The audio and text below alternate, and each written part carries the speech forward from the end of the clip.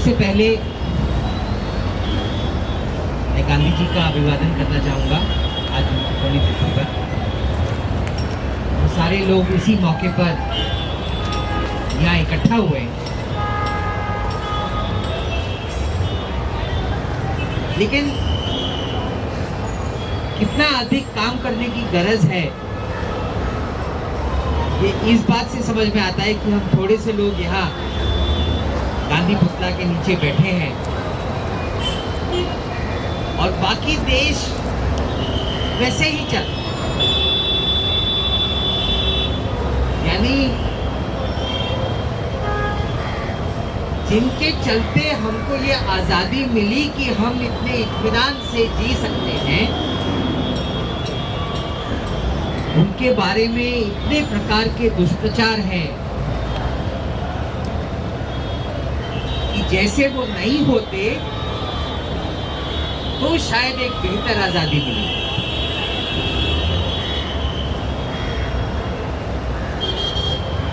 असल में वास्तव पूरा ही दूसरा। वास्तव ये है कि गांधी जी ने ही उस व्यापक आंदोलन की नींव रखी और पहले जो आजादी का आंदोलन सिर्फ कुछ पिटीशन देने तक सीमित था अंग्रेजों को, उसको उन्होंने एक जन आंदोलन में परिवर्तित कर दिया। दुनिया का सबसे बड़ा जन आंदोलन खड़ा हुआ, जिसके चलते कि सिर्फ भारत में ही नहीं, एशिया अफ्रीका के तमाम देशों में एक आजादी की लहर खड़ी हुई, जिसकी प्रेरणा सारे देशों को भारत से मिली। ये आजाद होने वाले पहले देशों में से। लेकिन मुद्दा ये था कि आज गांधी जी पर जो पूरी बहस है, जिसको गोडसे बनाम गांधी के रूप में प्रस्तुत किया जा रहा है, वो असल में गोडसे बनाम गांधी नहीं है। वो दो विचारधाराओं का संघर्ष,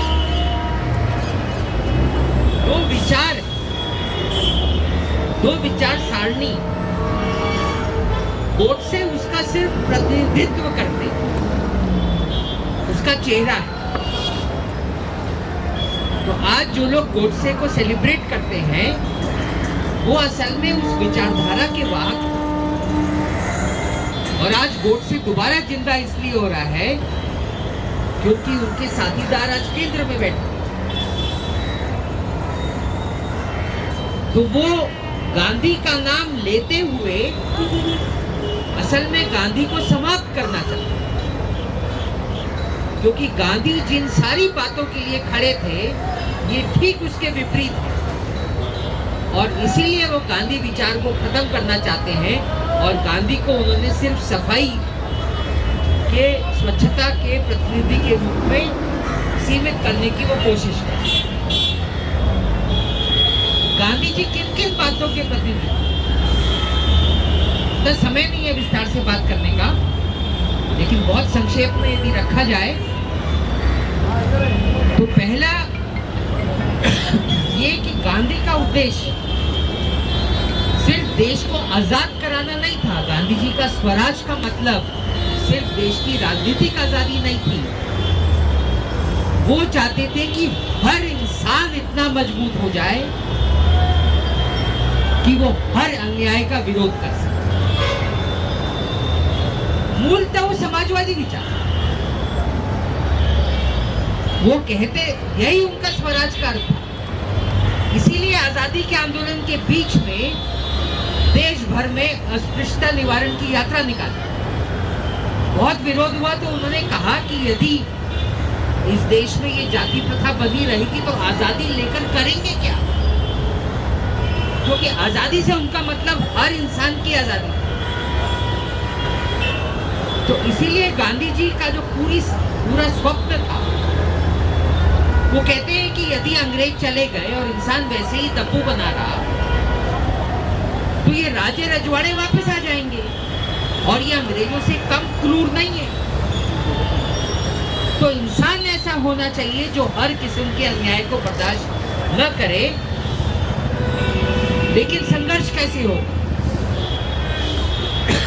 संघर्ष होगा सत्याग्रह द्वारा। ये जो उन्होंने जादुई मंत्र दिया जो दुनिया भर में फैला, मार्टिन लूथर किंग से लेकर नेल्सन मंडेला उसके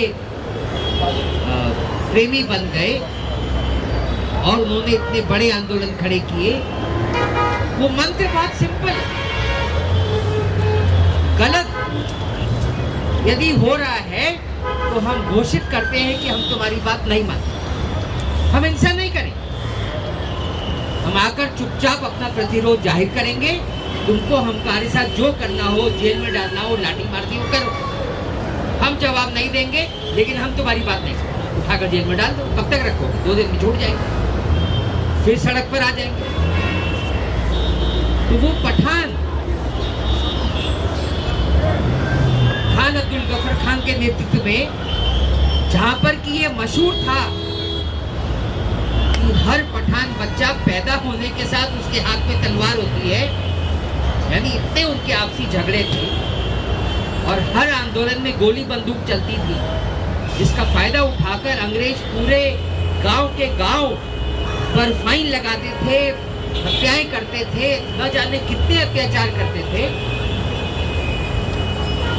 जब उनके नेता खान अब्दुल गफर खान ने गांधी जी की बात मान ली और युवाओं को कहा कि अब हथियार नहीं, अब हम विरोध करें और जेल जाएंगे, लेकिन अपना विरोध नहीं छोड़ेंगे, तो वहां का अंग्रेज अफसर, वो 14 साल के बच्चे आते थे जेल जाने को तैयार, वो उनको पूछता था तुमको 10 दिन बंद करके छोड़ेंगे फिर क्या करोगे? बोलता था फिर आंदोलन में शामिल हो जाएंगे। तो उनके संस्मरण आते हैं कि वो अंग्रेज अफसर इतने लोगों को, युवाओं को गिरफ्तार करके और देख कर के फिर गिरफ्तार करना पड़ेगा। वो शराब पीकर धुत होने लगा। उसकी पत्नी ने वाइसरॉय को लिखा कि इसका ट्रांसफर करो, नहीं तो आत्महत्या कर लो। इतना कमाल का आंदोलन खड़ा कर। तो वो जो गांधी जी ने मंत्र दिया, उस मंत्र ने सिर्फ आजादी नहीं दिलाई, उस मंत्र ने देश में लोकतंत्र की नींव रखी। बाजू वाला देश कैसे आजाद हुआ? दंगे कराकर। गांधी जी ने क्या किया? सत्याग्रह पे बैठे कि दंगे बंद करो, नहीं तो मैं अपनी जान दे रहा हूं, मेरे को ऐसे देश में नहीं जीना। तो बाजू वाला देश जो हिंसा करके आजाद हुआ, फिर वो आपस में हिंसा करने लगे, क्योंकि उनको रास्ता क्या समझ में आया कि यदि हम सहमत नहीं है तो दूसरे को मारो। तो फिर जब खुद अलग हो गए तो वो आपस में लड़ने लगे। जिसका सहमति दूसरे से होती थी उसको गोली मार देता था। आज तक शिया सुन्नी न जाने क्या क्या वहां पर, लगभग अभी एक आंकड़ा पड़ा था कि पिछले कुछ सालों में 80,000 पाकिस्तानी मारे गए हैं आपसी संघर्षों में। वो जो सारा उन्होंने अफगानिस्तान से लेकर हर जगह सारा क्रियाकलाप किया है, पूरे देश का कबाड़ा निकाल दिया। कितनी बार तानाशाही आई वहां पर। हमारे देश में लोकतंत्र है क्योंकि हमारे देश में गांधी जी का रास्ता चला। गांधी जी ने जो लोकतंत्र की नींव रखी, सत्याग्रह सिर्फ अंग्रेजों को नहीं हटाया, सत्याग्रह ने हमको मंत्र दिया कि विरोध हो तो विरोध सड़क पे इत्मीनान से जाहिर करो ना।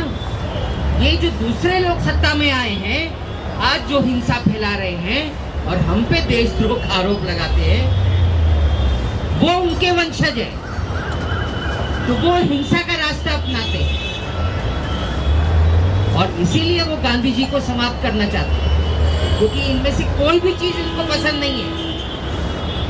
गांधी जी का स्वप्न संविधान में आया, जो कहता है, जो शक्कू ने रखा कि आखिरी आदमी तक विकास पहुंचना चाहिए, और इसीलिए गांधी जी ने डॉक्टर अंबेडकर को ड्राफ्टिंग कमेटी के अध्यक्ष के रूप में नियुक्त किया। ये जो लोग कहते हैं ना गांधी जी और अंबेडकर ऑपोजिट हैं, अरे भाई गांधी जी और अंबेडकर साथ में नहीं होते तो अंबेडकर संविधान सभा में पहुंचते ही कैसे? तो गांधी जी के चलते पहुंचे। गांधी जी का कमाल था कि हर आदमी की काबिलियत पहचान। तो अंबेडकर संविधान सभा में पहुंचे, इतना खूबसूरत संविधान बनाया जिसके केंद्र में सबसे गरीब आदमी। इन लोगों ने संविधान का विरोध किया। उस समय विरोध करते हुए कहा कि इसमें मनुस्मृति का जिक्र ही नहीं है। कौन से दस्तावेज की बात कर रहे हैं? मनुस्मृति की, जो गैर बराबरी की बात करती है। तो ये वही देश चाहते हैं। इनका हिंदू वाला सिर्फ नौटंकी है। एक आखिरी तथ्य रख दें, न केवल इन लोगों ने आजादी के आंदोलन का विरोध किया, आपको आश्चर्य होगा जब देश आजाद हो रहा था, यानी उनके सारे षड्यंत्र असफल हो गए क्योंकि वो मूलतः आजादी नहीं चाहते थे। जब अंग्रेजों का जाना तय हो गया तो सावरकर ने इंग्लैंड की महारानी को खत लिखा कि यदि आपसे देश संभाला नहीं जा रहा तो देश को नेपाल के राजा को सौंप दो, क्योंकि वो हिंदुओं का दुनिया भर का राजा है, वो संभाल लेगा। यानी उनको आजादी नहीं चाहिए। ये तथ्य है, ये ऑन रिकॉर्ड उनका लेटर। तो ऐसे लोग हैं जिनको इस देश से मतलब नहीं है। यही कारण है कि वो कृषि कानून लाए, क्योंकि कृषि कानून का मर्म है देश की खेती को विदेशी कंपनियों को सौंपना। रिटेल को अमेजन वगैरह को सौंपने की पूरी षड्यंत्र चली जा रही है। देश की सारी सरकारी कंपनियां जो खड़ी की गई थी इसलिए क्योंकि वो देश की आजादी की नींव है, आर्थिक आजादी। और आर्थिक आजादी तभी बनी रह सकती है जब महत्वपूर्ण क्षेत्र सरकार के केंद्र में हो, सरकार के नियंत्रण में हो, न कि बड़ी कंपनियों के, जिनको कभी भी बाहर की कंपनियां टेक ओवर कर सकती हैं। यही कारण था कि पब्लिक सेक्टर सबसे महत्वपूर्ण क्षेत्रों में रखा गया। वो आजादी का इसेंस है, उसको खत्म करना चाहते हैं। तो हर मामले में असल में हमारे देश की पूरी आज़ादी की लड़ाई की विरासत जो संविधान में आई और आज तक बनी रही, आज ये उसको पूरा रिवर्स कर रहे हैं। और ऐसे में गांधी जी को याद करना और भी जरूरी हो जाता है। वो जिन सारी बातों के लिए स्टैंड करते थे, जिसमें सबसे महत्वपूर्ण गांधी जी की जान ही गई हिंदू मुस्लिम एकता को ले। जो विरोधी थे, जो आज सत्ता में हैं, उन्होंने आजादी की लड़ाई में और कुछ नहीं किया। वो तो कहते ही हैं। गोलवलकर 1942 के आंदोलन का विरोध करते हुए कहते हैं कि हमने कहा है कि अंग्रेजों को जाना चाहिए। हमारे लिए आजादी का मतलब है धर्म और संस्कृति की रक्षा करना, यानी अंग्रेज नहीं जाए। उनको सिर्फ मुट्ठी भर सवर्ण ऊपरी हिंदू तबकों का शासन चाहिए था। उनको राजाओं से कोई दिक्कत नहीं थी, उनको नेपाल के राजा से कोई दिक्कत नहीं थी। आज उनके जो ये वंशज हैं, आज उनको मुट्ठी भर लोग देशी विदेशी उनके हाथों में देश चला जाए और संविधान का इसेंस खत्म हो जाए, यही वो देश बनाना चाहते हैं। इसीलिए गांधी जी को आज याद करना और वो जिस चीज़ के लिए लड़े, उनकी आत्मा जो इस मिट्टी में बसी हुई है, उसको फिर दोबारा हमको उसे प्रेरणा लेकर गांधी जी के सपनों का भारत बनाने के लिए दृढ़ संकल्प होना चाहिए। आप सबने मेरी बात ध्यान से सुनी, धन्यवाद। महात्मा गांधी जिंदाबाद जिंदाबाद।